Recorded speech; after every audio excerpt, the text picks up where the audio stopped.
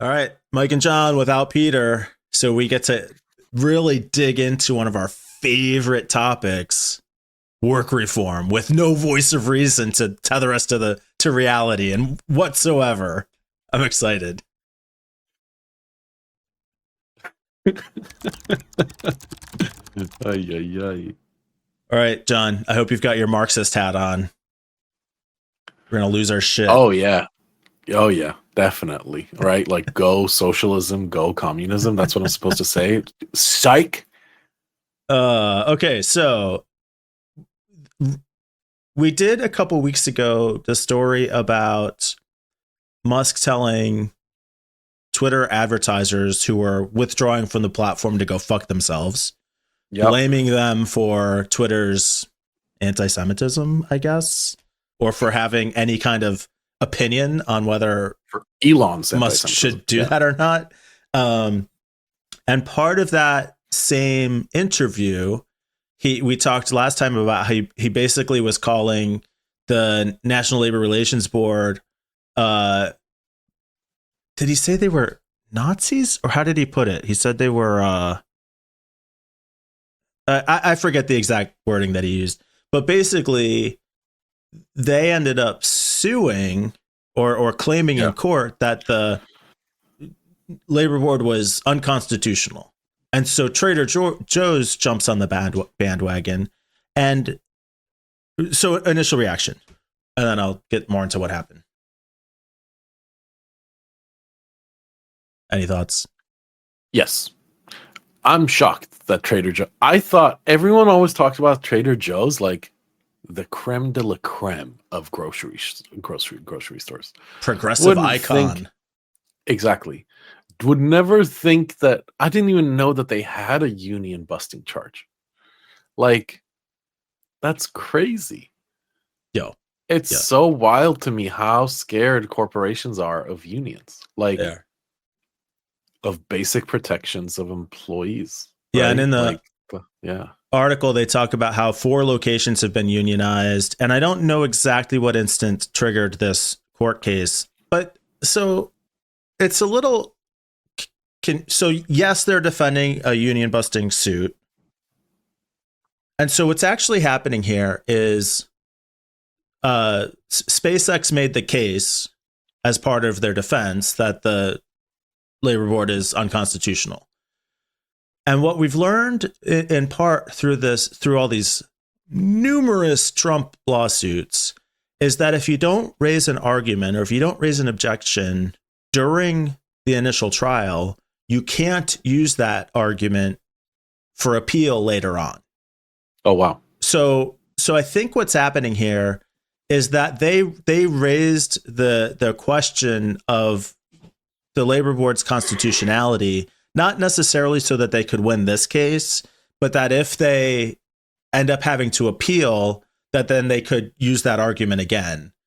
Where if they didn't register the objection or didn't file the motion, then they wouldn't be able to come back and use that. And this, I understand. I am clearly not a lawyer, but I watch the Midas Touch Network, and this is what I've learned from their analysis. And I'm just, assuming that's the similar dynamic here on the Trader Joe case.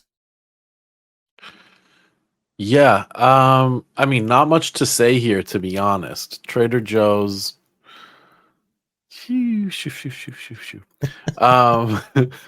like, I think, okay. I mean, there's some things to say. But we've talked about this in the past. Like,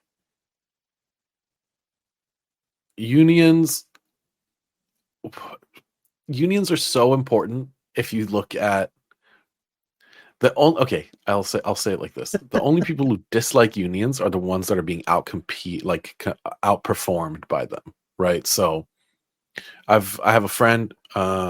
He's in the electricians union of a city, and there was another guy that came to this gathering where I was with my friend from the union, and he was also an electrician, but he was running solo, no union. And he got visibly mad when he found out that my friend was in the union, because like you guys take all the good work and you leave us with shit. And Yeah, it's like, that's because they're a yeah, union. That's the point. because they're represented. Like you should maybe consider joining them. Right. And I mean, it's kind of like a very short-sighted like way of looking at it, because in unions, if you whoever's watching doesn't know this, you have to pay your dues. You have to pay union dues. So you have to pay to be a part of a union. And the what you get from that, I mean, probably I would say it far outweighs the payment. Let's say you have to pay even 5% of your paycheck, which I'm pretty sure is very high. I think it's less than that. But let's say it's 5% of your paycheck. So what you get in return is you basically can't be fired. You're not at will. You're not an at will employee. Versus like in the rest of the world, all of us are at will employees. At least in America, it's very rare to not be an at will employee, meaning that you can leave whenever you want, and the company can fire you for any reason or no reason at any point, immediately or whatever. But But unions, yeah. More than that, unions got us minimum wage, Yes. weekends, paid vacation, labor protections. Right. We wouldn't have any of those things without unions. Maybe even retirement plans too. And there's people out there right now screaming at the computer, like rage commenting on the video saying, but unions are corrupt also. Like, yeah, okay, fine, whatever. Every organization is corrupt. We get it. But we're not going to unilaterally disarm. Without unions, there's nobody representing the labor side of the equation. The workers, yeah, right. And it is about protecting the littlest guy and then multiplying that by an industry. So an electrician can't just be let go one day because there's not enough work, right? Like if you signed an agreement with a company, like now the union is protecting you.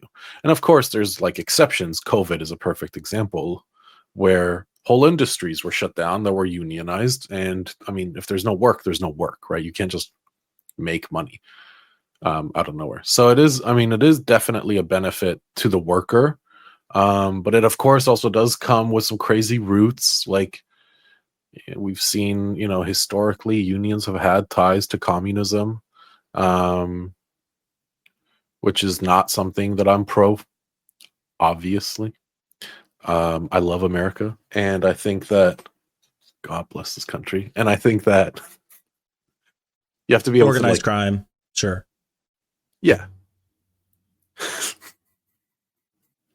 You have to be able to split the two. Because I think what we're seeing now is a rise in both unionization, but also like pro-socialism and communism. I think that's very dangerous when you don't know what you're for, because you read some manifestos and you think that Marx might have been right. Like you don't actually know what you're talking about. Just go ask like Venezuela. Yeah. But this is not a political show, so we shouldn't get too deep into it. Oh, no, it is. I don't know that we've ever gotten too much into that. I certainly would be interested, and we don't have to get into it today, but your perspective on socialism versus social democracy. I mean, clearly there are many socialist programs in the United States and room for a couple more. At what 100%. Point do we start to think of that as socialism versus social programs? But we don't have to get into that today. Oh. We'll do it next time Peter's away. True. All right, I guess that's where we're going to end it. Yep.